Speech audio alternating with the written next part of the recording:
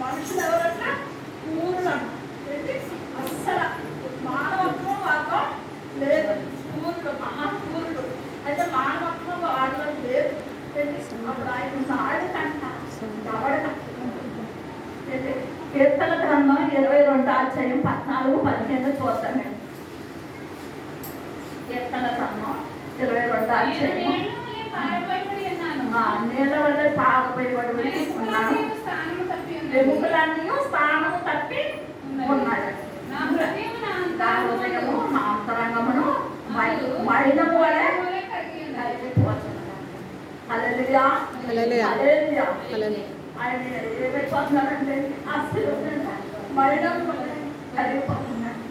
క్రైస్తవులమైన మీరు మనం కూడా ఒక కొవ్వొత్తు వలె మనందరూ కలిగిపోతూ అదే వెలుగు ఇచ్చేవారుగా ఉండాలి. అంటే మధ్యాహ్నం ఆయన మరణం వలె కలిగిపోతుంది. ఎవరు నిలుస్తున్నాయి? మన నిలుస్తున్నాయి.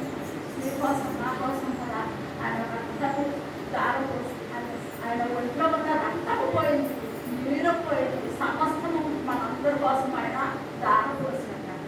నేను 2010 నుంచి మా చిన్న కుమారుడు గుర్తుగా